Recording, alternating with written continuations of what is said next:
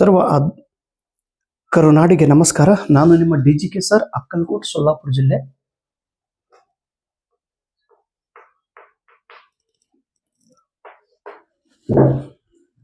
KSET exam 2025 ಈ ಪರೀಕ್ಷೆಯಲ್ಲಿ pass ಆಗುವ ಸಲುವಾಗಿ ನಾನು ನಿಮಗೆ ಕೆಲವೊಂದು ಇಂಪಾರ್ಟೆಂಟ್ ಕಾನ್ಸೆಪ್ಟ್ಗಳನ್ನು ಹೇಳುತ್ತಿದ್ದೇನೆ. ದಯವಿಟ್ಟು ಈ ಕಾನ್ಸೆಪ್ಟ್ಗಳನ್ನು ನಿಮ್ಮ ನೋಟ್ಬುಕ್ದೊಳಗೆ ಬರೆದು ಅದನ್ನು ಓದಬೇಕು. ಪೇಪರ್ ಕ್ರಮಾಂಕ 1ರಲ್ಲಿ 4ನೇ ಚಾಪ್ಟರ್ ಕಮ್ಯುನಿಕೇಶನ್. ಇಲ್ಲಿವರೆಗೆ 26 ಕಾನ್ಸೆಪ್ಟ್ ಅನ್ನು ಹೇಳಿದ್ದೇನೆ. ನೆಕ್ಸ್ಟ್ 27ನೇ ಕಾನ್ಸೆಪ್ಟ್ ಏನಿದೆ ನೋಡ್ರಿ, ಅನ್ಇಂಟೆಂಡೆಡ್ ಕಮ್ಯುನಿಕೇಶನ್. ಅನ್ಇಂಟೆಂಡೆಡ್ ಕಮ್ಯುನಿಕೇಶನ್ ಎಂದರೆ ಏನು? ಕಮ್ಯುನಿಕೇಶನ್ ಅಂದ್ರೆ ಸಂವಹನ, ಒಬ್ಬ ವ್ಯಕ್ತಿ ಹೇಳೋದು, ಇನ್ನೊಬ್ಬ ವ್ಯಕ್ತಿ ಕೇಳೋದು, ಕಮ್ಯುನಿಕೇಶನ್. ಅನ್ಇಂಟೆಂಡೆಡ್, ಇಂಟೆಂಡೆಡ್ ಅಂದ್ರೆ ಉದ್ದೇಶಪೂರ್ವಕ, ಅನ್ಇಂಟೆಂಡೆಡ್ ಅಂದ್ರೆ ಉದ್ದೇಶಪೂರ್ವಕ ಅಲ್ಲದ, ಉದ್ದೇಶ ಇಲ್ಲದ ಸಂವಹನ. Unintended communication is the excess meanings of utterance or messages received by students without the teacher's awareness. ಶಿಕ್ಷಕರಿಗೆ ಗೊತ್ತಿಲ್ಲದನೇ ವಿದ್ಯಾರ್ಥಿಗಳು ಅತಿ ಹೆಚ್ಚಿನ ಮಾಹಿತಿಯನ್ನ ಸ್ವೀಕಾರ ಮಾಡುತ್ತಿದ್ದಾರೆ, ಅತಿ ಹೆಚ್ಚಿನ ಮಾಹಿತಿಯನ್ನ ತಿಳಿದುಕೊಳ್ಳುತ್ತಿದ್ದಾರೆ, ಅತಿ ಹೆಚ್ಚಿನ ವಿಷಯಗಳನ್ನ ಕೇಳುತ್ತಿದ್ದಾರೆ, ಓದುತ್ತಿದ್ದಾರೆ, ನೋಡುತ್ತಿದ್ದಾರೆ. ಅದಕ್ಕೆ ಅನ್ಇಂಟೆಂಡೆಡ್ ಕಮ್ಯುನಿಕೇಶನ್ ಎಂದು ಕರೆಯುತ್ತಾರೆ. ಕ್ಲಾಸ್ ರೂಮ್ದೊಳಗೆ ಶಿಕ್ಷಕರು ವಿದ್ಯಾರ್ಥಿಗಳಿಗೆ ಒಂದು ವಿಷಯ ಬಗ್ಗೆ ಮಾಹಿತಿ ಹೇಳುತ್ತಿರ್ತಾರೆ. ಓಕೆ, ಒಮ್ಮೊಮ್ಮೆ ಶಿಕ್ಷಕರು ವಿದ್ಯಾರ್ಥಿಗಳು ಹೇಳದೇ ಇದ್ದಾಗ ವಿದ್ಯಾರ್ಥಿಗಳು ಸ್ವತಃ ಆ ವಿಷಯ ಬಗ್ಗೆ ತಿಳ್ಕೊಳಕ್ ಪ್ರಯತ್ನ ಮಾಡ್ತಿರ್ತಾರೆ. ಒಮ್ಮೊಮ್ಮೆ ಏನಾಗ್ತಾರೆ, ಆ ಸಬ್ಜೆಕ್ಟ್ ಬಿಟ್ಟು ಬೇರೆ ವಿಷಯನ ಅವ್ರಿಗೆ ಗೊತ್ತಾಗಲಾರ್ದಂಗನೆ ವಿದ್ಯಾರ್ಥಿಗಳು ಹೊಸ ವಿಷಯವನ್ನು, ಸಬ್ಜೆಕ್ಟ್ಗೆ ಗೊತ್ತಿಲ್ಲದ, ಸಬ್ಜೆಕ್ಟ್ಗೆ ನಾಟ್ ರಿಲೇಟೆಡ್ ಬೇರೆ ಬೇರೆ ವಿಷಯವನ್ನು ಅವರು ತಿಳ್ಕೊಂತ ಹೋಗುತ್ತಾರೆ, ಬೇರೆ ಬೇರೆ ವಿಷಯವನ್ನು ಕೇಳುತ್ತಾ ಹೋಗುತ್ತಾರೆ, ಬೇರೆ ಬೇರೆ ವಿಷಯಗಳನ್ನು ನೋಡುತ್ತಾ ಹೋಗುತ್ತಾರೆ. ಅದು ಅವಶ್ಯಕತೆ ಅಲ್ಲ. ಅವಶ್ಯಕತೆ ಇಲ್ಲದ ಮಾಹಿತಿಯನ್ನ ಅವರು ವಿದ್ಯಾರ್ಥಿಗಳು ಕೇಳುತ್ತಾ ಇದ್ದಾರೆ, ಓದುತ್ತಾ ಇದ್ದಾರೆ. ಅದಕ್ಕೆ ಅನ್ಇಂಟೆಂಡೆಡ್ ಕಮ್ಯುನಿಕೇಶನ್ ಎಂದು ಕರೆಯುತ್ತಾರೆ. ಅವಾಗ ಶಿಕ್ಷಕ ಅಂತಾರೆ, ಅಣ್ಣ ಇದು ಯಾಕೆ ಎಕ್ಸ್ಟ್ರಾ ಓದಿದಿ, ಇದು ಯಾಕೆ ಎಕ್ಸ್ಟ್ರಾ ನೋಡಿ, ಇದು ಯಾಕೆ ಎಕ್ಸ್ಟ್ರಾ ನೀನು ಬರೆದಿದ್ದಿ, ಇದು ಸಬ್ಜೆಕ್ಟ್ ರಿಲೇಟೆಡ್ ಅಲ್ಲ, ಆದ್ರೂ ನೀನು ಯಾಕೆ ತಿಳ್ಕೊಂಡಿದಿ. ಅನ್ಇಂಟೆಂಡೆಡ್. ಈಗ ನನ್ನ ಇಂಟೆಂಡೆಡ್ ಉದ್ದೇಶ, ನಾನು ನಿರ್ದಿಷ್ಟವಾಗಿ ಕೆಸೆಟ್ ಅದೊಳಗೆ ಇದೇ ಕೇಳುತ್ತಾರೆ, ಇದನ್ನೇ ಓದ್ರಿ, ಇಷ್ಟೇ ಓದ್ರಿ, ಇದನ್ನೇ ಕೇಳ್ರಿ, ಇದನ್ನೇ ರಿವಿಷನ್ ಮಾಡ್ರಿ, ಇದನ್ನೇ ನಾನು ನಿಮಗೆ ಉದ್ದೇಶಪೂರ್ವಕವಾಗಿ ಹೇಳುತ್ತಿದ್ದೇನೆ. ಒಮ್ಮೊಮ್ಮೆ ನೀವು ಸ್ವತಃ ಹೆಚ್ಚಿಗೆ ಓದ್ಕೊಂತ ಹೋದ್ರೆ ಅಂದ್ರೆ that is unintended communication. Next, music, television and films are the form of entertainment media that play an important role in shaping cultural norms and values. ಸಾಂಸ್ಕೃತಿಕ ಮೌಲ್ಯಗಳನ್ನು ಹೆಚ್ಚಿಸುವ ಸಲುವಾಗಿ ಎಂಟರ್ಟೈನ್ಮೆಂಟ್ ಮೀಡಿಯಾ ಸಹಾಯ ಮಾಡುತ್ತದೆ. ಈ ಎಂಟರ್ಟೈನ್ಮೆಂಟ್ ಮೀಡಿಯಾದೊಳಗೆ ಬರುವಂತ ಘಟಕಗಳು ಯಾವುವು? ಫಿಲ್ಮ್, ಟೆಲಿವಿಷನ್ ಮತ್ತು ಮ್ಯೂಸಿಕ್, ಸಂಗೀತ, ಟಿವಿ ಮತ್ತು ಸಿನಿಮಾ. ಇವುಗಳಿಗೆ ಎಂಟರ್ಟೈನ್ಮೆಂಟ್ ಮೀಡಿಯಾ, ಮನೋರಂಜನೆಯ ಮಾಧ್ಯಮಗಳು ಎಂದು ಕರೆಯುತ್ತೇವೆ. ಮನೋರಂಜನೆಯ ಮಾಧ್ಯಮಗಳಿಂದ ಸಂಸ್ಕೃತಿಯ ಡೆವಲಪ್ಮೆಂಟ್ ಆಗುತ್ತದೆ, ಸಂಸ್ಕೃತಿಯ ಬೆಳವಣಿಗೆ ಆಗುತ್ತದೆ, ಸಂಸ್ಕೃತಿಗೆ ಒಂದು ಆಕಾರ ಕೊಡಲು ಬರುತ್ತದೆ. ಈಗ ಸಂಗೊಳ್ಳಿ ರಾಯಣ್ಣ ಅಂತ ಸಿನಿಮಾ ನೋಡಿದ ತಕ್ಷಣ ನಾವು ರಾಷ್ಟ್ರಾಭಿಮಾನ ಏನು ಅನ್ನೋದು ನಮಗೆ ಗೊತ್ತಾಗ್ಬಿಡ್ತದೆ.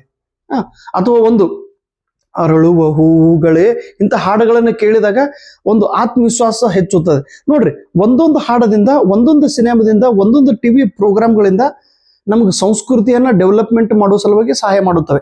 ನೆಕ್ಸ್ಟ್, ಸಿಂಕ್ರೋನಸ್ ಮೀಡಿಯಾ ಎಂದರೆ ಏನು? ಪರೀಕ್ಷೆದೊಳಗೆ ಕೇಳುತ್ತಾರೆ. ಸಿಂಕ್ರೋನಸ್ ಬಹಳ ಇಂಪಾರ್ಟೆಂಟ್ ಪಾಯಿಂಟ್ ಐತಿ. ಸಿಂಕ್ರೋನಸ್ ಮತ್ತು ಅಸಿಂಕ್ರೋನಸ್ ಎರಡು ಅದಾವ್ರಿ. ಸಿಂಕ್ರೋನಸ್ ಮೀಡಿಯಾ ಎಂದರೆ ಲೈವ್ ಟೆಲಿಕಾಸ್ಟ್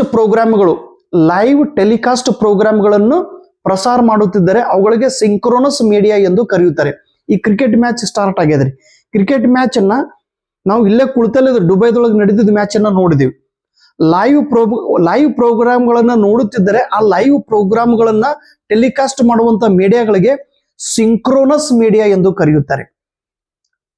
ಲೈವ್ ಈಗ ರಾತ್ರಿ 9 ಗಂಟೆಗೆ ಪಬ್ಲಿಕ್ ಟಿವಿದೊಳಗೆ ರಂಗಣ್ಣನವರು ನ್ಯೂಸ್ ಹೇಳ್ತಿರ್ತಾರೆ, ಲೈವ್ ಟೆಲಿಕಾಸ್ಟ್. ಒಮ್ಮೊಮ್ಮೆ ನಿನ್ನೆ ನಡೆದ ಘಟನೆ ಅಥವಾ ಈಗ ನೀವು ಬರ್ತ್ಡೇ ಪ್ರೋಗ್ರಾಮ್ ನೀವು ವಿಡಿಯೋ ರೆಕಾರ್ಡಿಂಗ್ ಮಾಡಿದ್ರಿ, ಆಮೇಲೆ 1 ವರ್ಷದ ನಂತರ ಆ ವಿಡಿಯೋ ರೆಕಾರ್ಡಿಂಗ್ ನೀವು ನೋಡಿದ್ರೆ ಅದು ಅಸಿಂಕ್ರೋನಸ್ ಮೀಡಿಯಾ. ರೆಕಾರ್ಡಿಂಗ್ ಮಾಡಿದ್ದು ಆಮೇಲೆ ನೋಡೋದು, ಅದು ಅಸಿಂಕ್ರೋನಸ್ ಮೀಡಿಯಾ.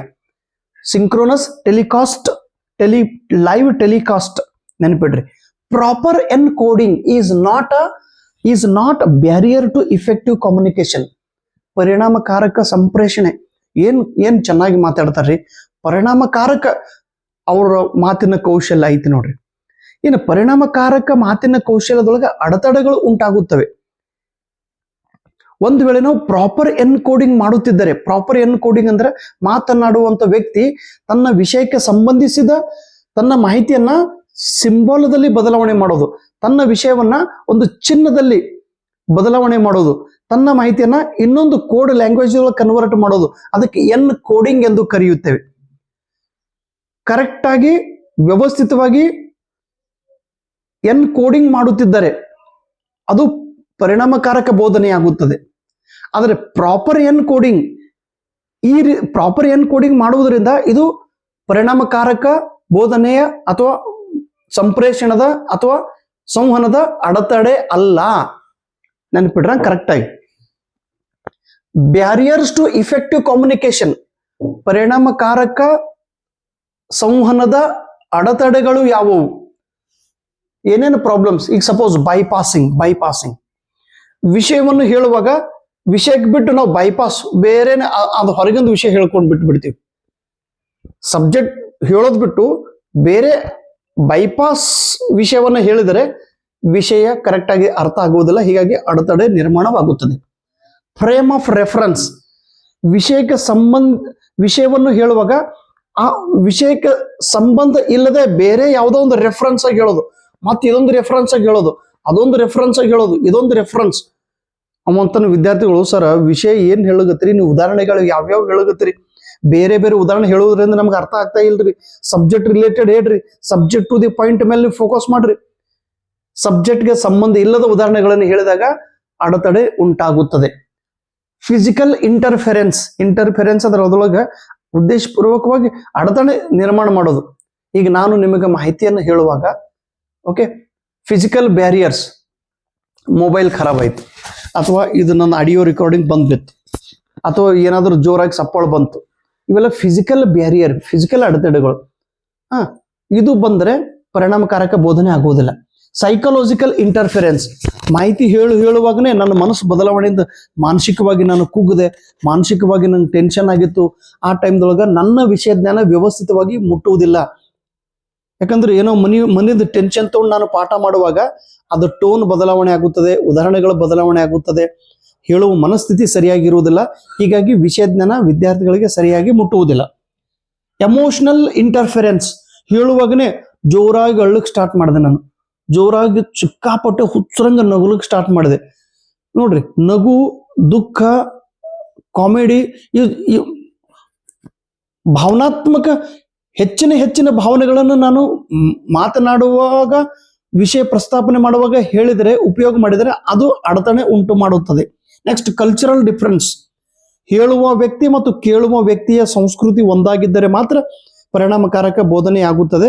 ಒಂಚೂರು ಕಲ್ಚರಲ್ ಡಿಫರೆನ್ಸ್ ಎದ್ದು ಕಾಣಿಸ್ತಿತ್ತು ಅಂತಂದ್ರೆ ಕಮ್ಯುನಿಕೇಶನ್ ಸರಿಯಾಗಿ ಆಗುವುದಿಲ್ಲ. Next, A teacher should have good communication skills. He will be a good communicator if he helps students to ask relevant questions. ಒಬ್ಬ ಶಿಕ್ಷಕನ ಹತ್ರ ಕಮ್ಯುನಿಕೇಶನ್ ಸ್ಕಿಲ್ ಇರಲೇಬೇಕು.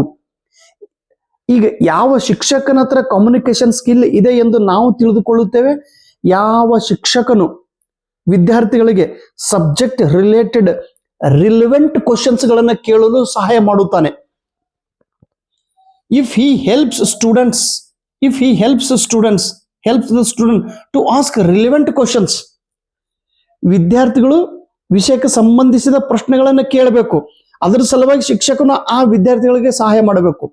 ಶಿಕ್ಷಕನು ಕೂಡ ಪ್ರಶ್ನೆಗಳನ್ನು ಕೇಳಬೇಕು, ವಿದ್ಯಾರ್ಥಿಗಳು ಕೂಡ ಶಿಕ್ಷಕನಿಗೆ ಪ್ರಶ್ನೆಗಳನ್ನು ಕೇಳಬೇಕು. ವಿದ್ಯಾರ್ಥಿಗಳು ಶಿಕ್ಷಕನಿಗೆ ಪ್ರಶ್ನೆ ಕೇಳುವಾಗ ವಿದ್ಯಾರ್ಥಿಗಳಿಗೆ ಸಪೋರ್ಟ್ ಮಾಡಬೇಕು ಶಿಕ್ಷಕನು. ಅಂದಾಗ ಮಾತ್ರ ಆ ಶಿಕ್ಷಕನ ಹತ್ರ ಕಮ್ಯುನಿಕೇಶನ್ ಸ್ಕಿಲ್, ಕೌಶಲ್ಯ ಹೆಚ್ಚಿನ ಪ್ರಮಾಣದಲ್ಲಿ ಇದೆ ಎಂದು ನಾವು ತಿಳಿದುಕೊಳ್ಳಬೇಕು. A para-verbal messaging refers to the pitch, flow and tone of the voice. Para language ಎಂದರೆ, ಪ್ಯಾರಾ ವರ್ಬಲ್ ಎಂದರೆ ಏನು? ವರ್ಬಲ್ ಎಂದರೆ ಶಾಬ್ದಿಕ, ಒಂದು ವಿಷಯವನ್ನು ಹೇಳುವಾಗ ನಾವು ಶಬ್ದದ ಮೂಲಕ ಹೇಳುತ್ತಿದ್ದರೆ ಅದಕ್ಕೆ ವರ್ಬಲ್ ಎಂದು ಕರೆಯುತ್ತೇವೆ. ವರ್ಬಲ್. ನಾನ್ ವರ್ಬಲ್ ಒಂದು ವಿಷಯವನ್ನು ಹೇಳುವಾಗ ಶಬ್ದವನ್ನು ಉಪಯೋಗ ಮಾಡದೆ ಕೇವಲ ಚಿಹ್ನೆಗಳಿಂದ, ಕೇವಲ ಸಿಂಬಾಲ್ಗಳಿಂದ, ಕೇವಲ ಬಾಡಿ ಲ್ಯಾಂಗ್ವೇಜ್ಗಳಿಂದ ಮಾಹಿತಿಯನ್ನು ವ್ಯಕ್ತ ಮಾಡುತ್ತಿದ್ದರೆ ಅದಕ್ಕೆ ನಾನ್ ವರ್ಬಲ್ ಎಂದು ಕರೆಯುತ್ತೇವೆ. ಇನ್ನು ಪ್ಯಾರಾ ವರ್ಬಲ್, ಇದೊಂದು ಹೊಸ ಪದ ಐತಿ. ಪ್ಯಾರಾ ವರ್ಬಲ್ ಅರ್ಧ ಶಾಬ್ದಿಕ ಮಾಹಿತಿಯನ್ನು ಹೇಳುವಾಗ ಮಾಹಿತಿ ಹೇಳುವಂತ ವ್ಯಕ್ತಿಯ ಧ್ವನಿಯ ಏರಿಳಿತ ಹೇಗಿದೆ, ಧ್ವನಿಯ ಸ್ಪೀಡ್ ಎಷ್ಟಿದೆ, ಧ್ವನಿಯ ಪಿಚ್, ಧ್ವನಿಯ ಫ್ಲೋ, ಧ್ವನಿಯ ಟೋನ್ ಹೇಗಿದೆ ಎಂಬುದನ್ನು ಹೇಳುವುದಕ್ಕೆ ಪ್ಯಾರಾ ಲ್ಯಾಂಗ್ವೇಜ್ ಎಂದು ಕರೆಯುತ್ತಾರೆ. Thank you so much. ನೋಟ್ಬುಕ್ದೊಳಗೆ ಬರೆದು ಇದನ್ನು ಓದಿ ರಿವಿಷನ್ ಮಾಡಬೇಕು.